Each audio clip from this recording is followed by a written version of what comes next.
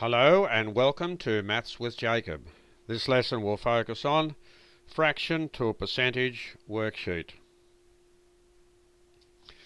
This video presents a worksheet where we can do some exercises to change a fraction to a percentage.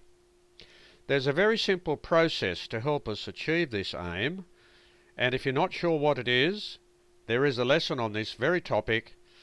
And on the next slide there is a link. If you click on the link, it will take you to the lesson and it will explain how to do all these examples. So let's see what's required here. Change each of the following fractions to a percentage. So a fraction, as we saw in the lesson, is part of a whole. So that's half of a whole, for example. That is 1/4 of a whole, 1/5 of a whole, etc. So the aim is to change this fraction to a percentage. That is, we have a percentage sign. So that's basically what we're after. When we find the answer, we have a percentage sign at the end. Now, very briefly, to save you going to the lesson, or you still are welcome to do that, for each of these examples, that is for the whole 11 examples, all you do, you take the fraction and you multiply the fraction by 100 over 1. So each of these fractions here, you multiply them by 100 over 1.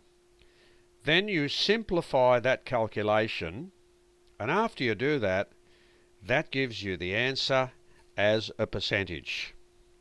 These ones here look very interesting, but the rules are the same. For example, to change this fraction to a percentage, excuse me, as I just mentioned, you multiply by 100 over 1. You do the necessary simplification, and that gives you the answer as a percentage. So this video has given us some examples where we can practice changing fractions to a percentage. Excuse me, please. And if you're not sure what to do, there is a lesson. On the next slide there's a link. You can click on the link, it will take you to the lesson, and it will explain how to do all of the examples.